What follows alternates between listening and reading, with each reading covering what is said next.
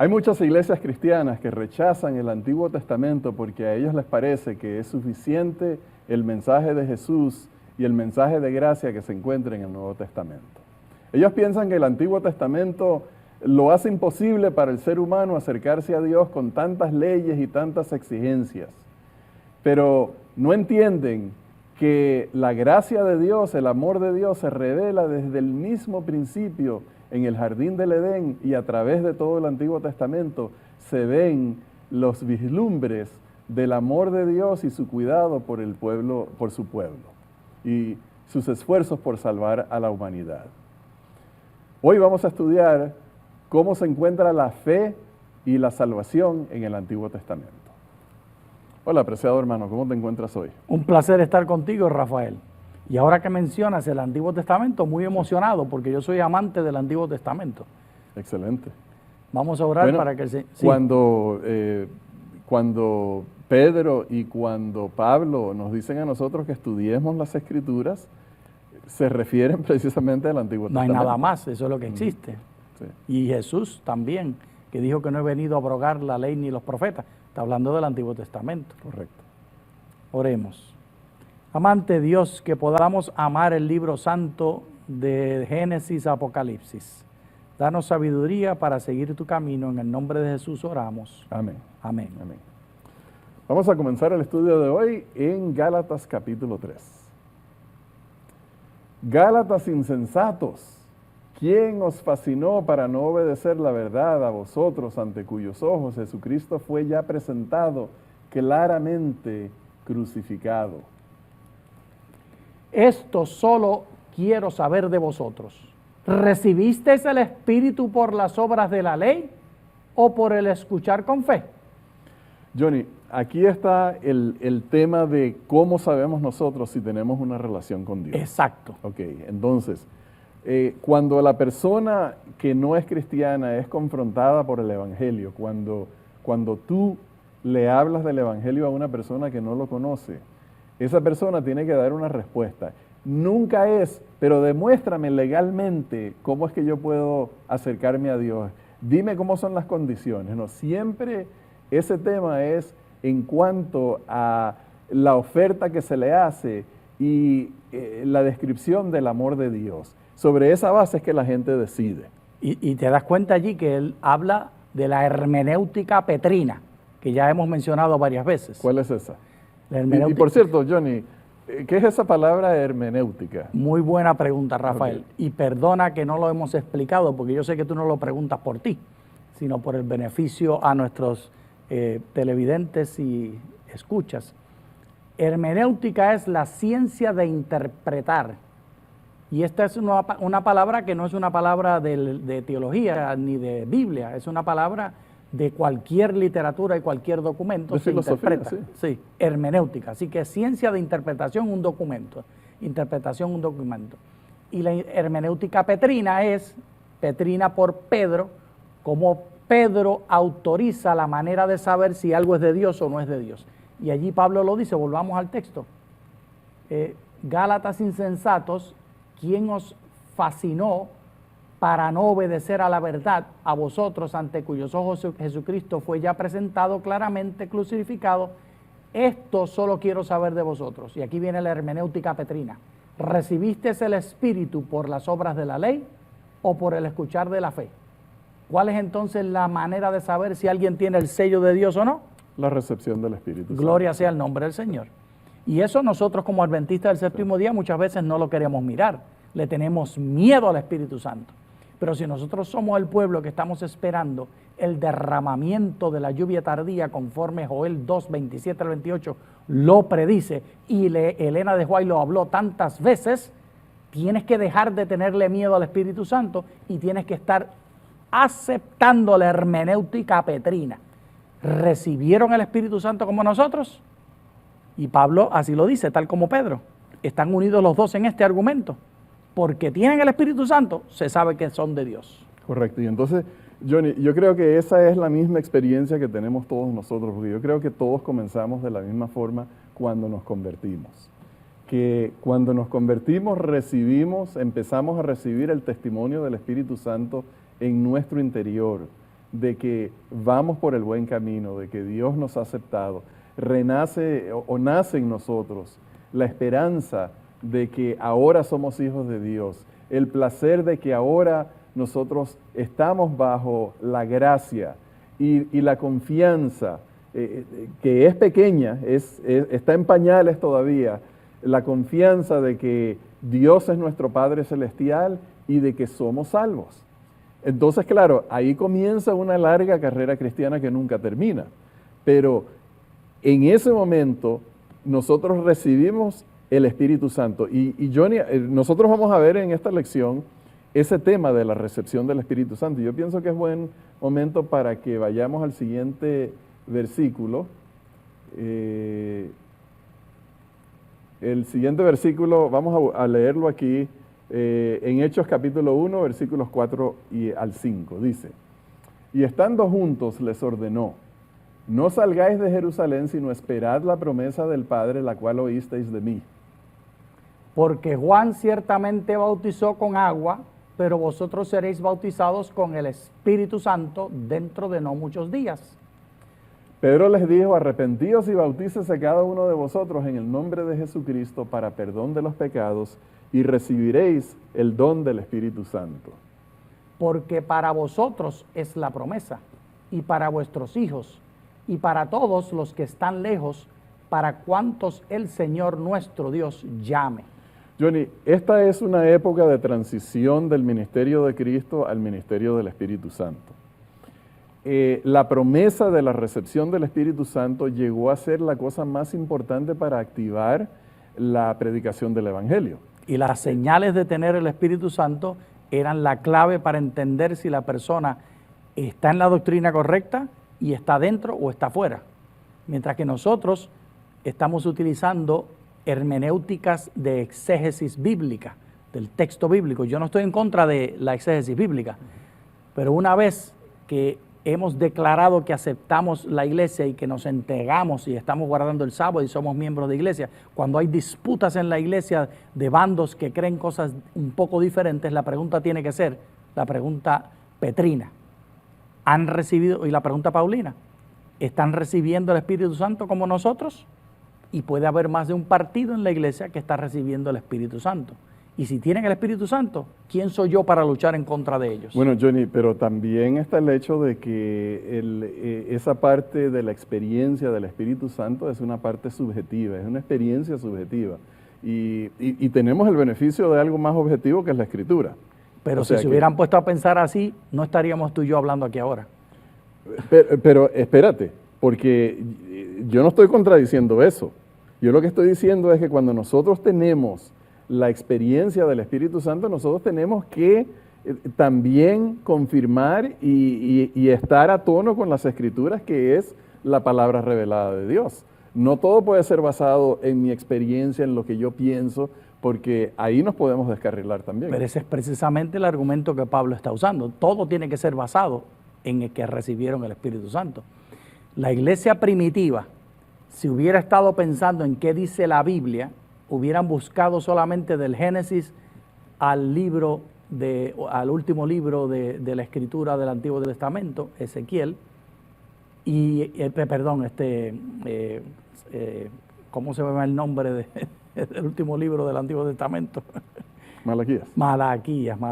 Estaba entre Ezequiel y Zacarías y no podía decir Malaquías. Entre Génesis y Malaquías, esa era la única escritura que ellos tenían. Sí. Si hubieran utilizado ese método escritural y no el experiencial subjetivo, no estaríamos nosotros grabando este programa aquí ahora, porque se hubiera rechazado a los gentiles, no se hubiera argumentado en el Concilio de Jerusalén que por la experiencia del Espíritu Santo es aceptado una segunda manera de salvación, y no estaríamos nosotros aquí. No hubiera sido, Pablo no hubiera existido, o si hubiera existido hubieran sido dos iglesias. Bueno, Johnny, yo pienso que el Espíritu Santo marcó un cambio de entendimiento para ellos, porque Pedro lo necesitaba.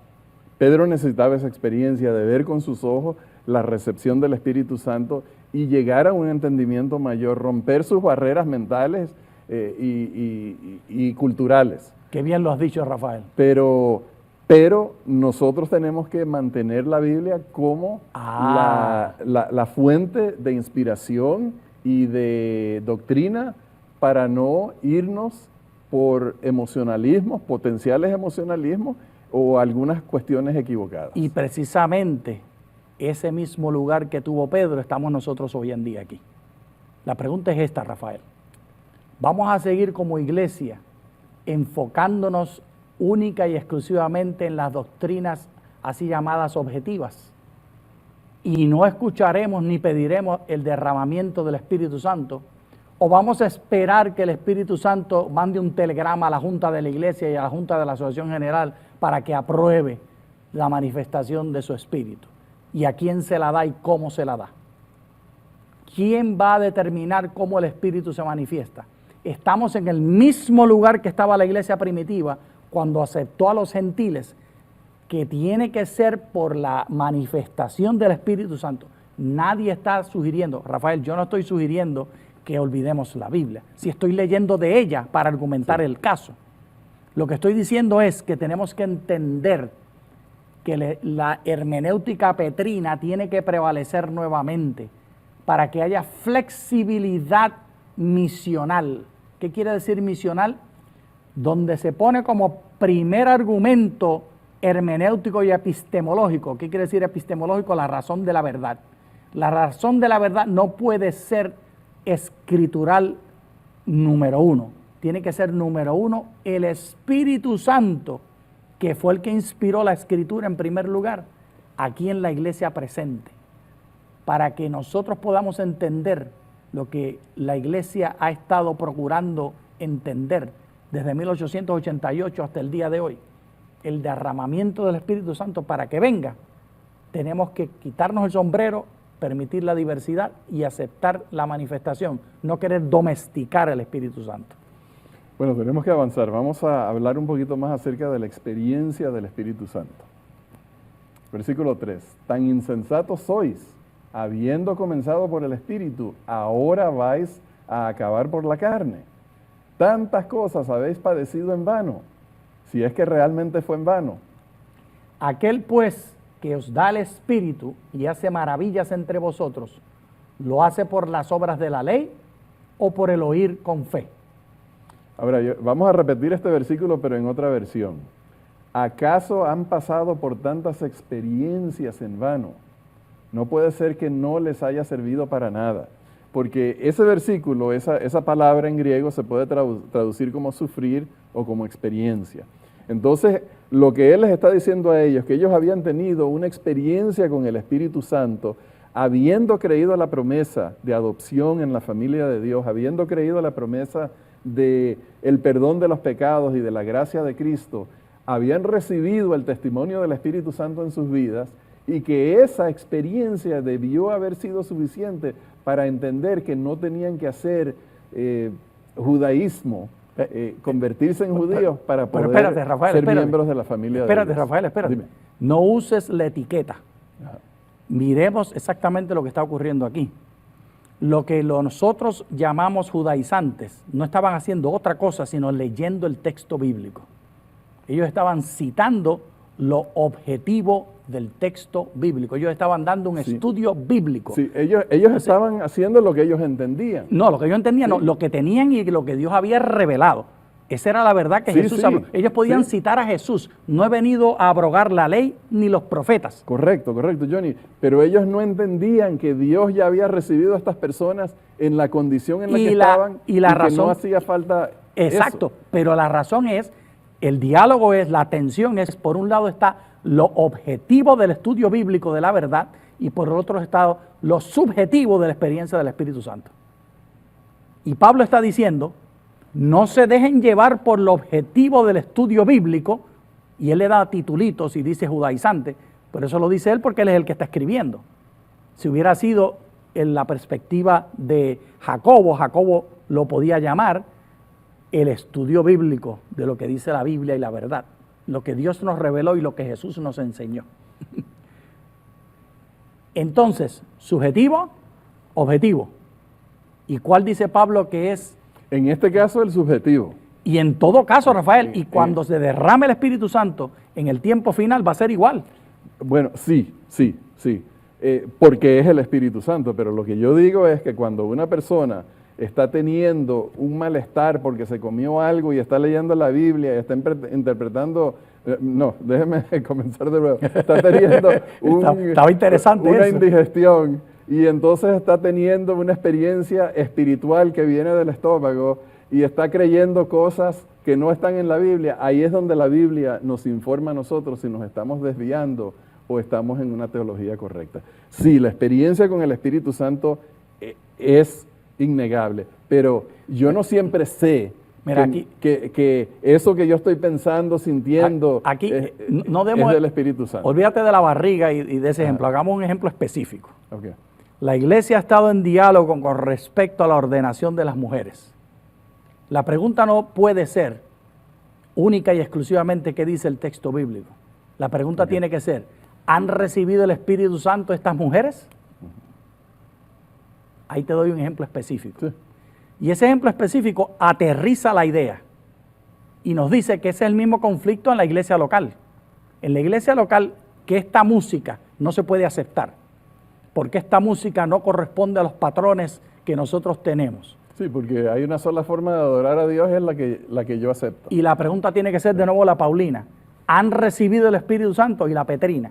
¿Han recibido el Espíritu Santo estos cantantes? ¿Te das cuenta de lo que quiero decir, sí, Rafael?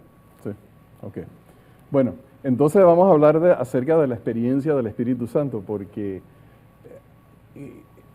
fue para Pedro y para Pablo una prueba de adopción en la familia de Dios el que ellos hayan tenido esa experiencia con el Espíritu Santo. Y eso obliga a la pregunta para ti y para mí. ¿Has tenido tú, he tenido yo esa experiencia con el Espíritu Santo? La experiencia con el Espíritu Santo es la que nos dice a nosotros que somos hijos de Dios. La que nos dice a nosotros que Cristo satisface todas nuestras necesidades. La que nos dice a nosotros que vayamos a Dios con todo lo que necesitamos y con todo lo que deseamos y nos pongamos en manos de Él. La que nos impulsa a nosotros a llevar el Evangelio a otras personas. ¿Tienes tú esa experiencia en tu corazón? Porque Pedro, te estaba llamando. Gracias, me estás honrando. Sí, bueno, porque yo te voy a llamar Pablo, lo defiendes tanto que estoy viendo a Pedro ahí detrás de ti, dándote en la espalda. Gracias. ¿Y tú eres Pablo? Porque, Johnny, porque es esencial que tengamos, que seamos del Espíritu Santo. Gloria sea al nombre de Dios. Que tengamos esa experiencia del Espíritu Santo, porque en muchos lugares donde nosotros vemos las Escrituras, encontramos que la promesa del Espíritu Santo es clave en la experiencia del cristiano. Y Rafael, la humildad es imprescindible para entender y aceptar que alguien ha recibido el Espíritu Santo. Esa pildorita que se tuvo que tragar Pedro para aceptar que los gentiles podían recibir el Espíritu Santo, que Cornelio, comiendo puerco, podía recibir el Espíritu Santo, que era aceptado como un igual. Es una pildorita bien difícil de tragar. Pero en tu iglesia nadie te pide que aceptes a gente comiendo puerco. Pero sí hay diferencias en manera de adoración.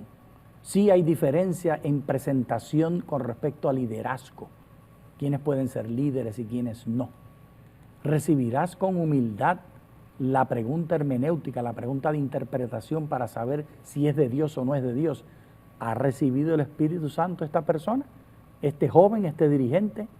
¿Esta música la voy a aceptar porque está bendecida por la manifestación del Espíritu Santo o no? Bueno, Johnny, ahí el problema es, con lo que tú estás diciendo, ahí hay un grave problema, Johnny. Sí. El problema es que de repente puede venir alguna niña de 17 años a decirme que el Espíritu Santo le ha tocado el corazón y le ha estado dando mensajes de Dios. Y le dio una visión. Y que le ha dado una visión. Y bueno, según lo que yo leo en la Biblia, las niñas de 17 años no... Estás relajando tú, pero ¿qué es lo que dice Joel?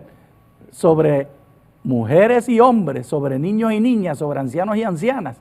El Espíritu Santo se va a derramar sobre todos. Bueno, Johnny, pero que venga una muchachita de 17 años a decirnos que ha estado recibiendo visiones de Dios. Y tal vez tiene hasta escote. Bueno, vamos a avanzar, porque ese tema está difícil.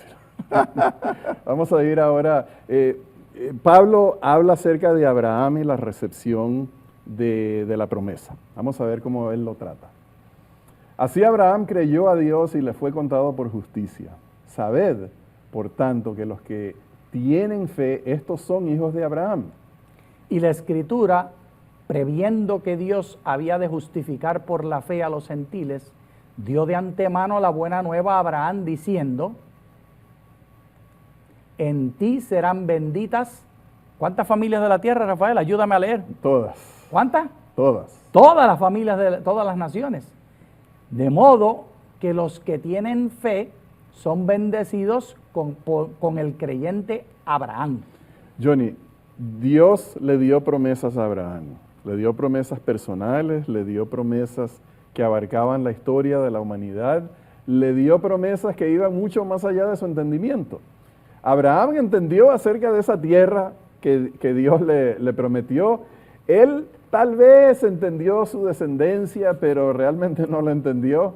Pero él sabía que algo tenía que ver con él y él decidió creer en la palabra de Dios porque era Dios que le estaba hablando.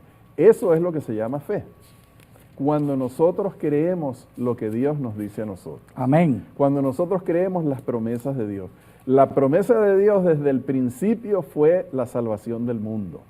La promesa de Dios fue desde el mismo principio, como dice este pasaje, que vendría a todas las familias del mundo. No estaba limitada a solamente una raza de personas. Ni a un género tampoco. A un género, a un grupo de personas en una región geográfica con ciertas características físicas. Ahora, leamos Joel 2, 28 y 29. Y ya tú habías hablado de esto. Sí, esto es candela, esto es candela. Dale. Y después de esto derramaré mi espíritu sobre toda carne, y profetizarán vuestros hijos y vuestras hijas de 17 años, vuestros ancianos soñarán sueños, y vuestros jóvenes verán visiones. Y también sobre los siervos y sobre las siervas derramaré mi espíritu en aquellos días. Y obrará prodigios en los cielos y en la tierra, sangre y fuego y columnas de humo. Y sigue la Escritura. O sea, que eso se parece en un sentido a la promesa de que serán bendecidas todas las familias de la tierra. Ahí están incluidos todos. Exacto. Y en tu iglesia local, tu pregunta es, ¿aceptas humildemente la manifestación del Espíritu Santo sobre esos jovencitos que tú descartas porque no se ven como a ti te gusta que se vean? Si dices que tú defiendes la Biblia y que defiendes el mensaje y no tienes humildad para entender que el mensaje y la Biblia se puede manifestar de más de una manera, la misma doctrina del sábado se puede manifestar de más de una manera.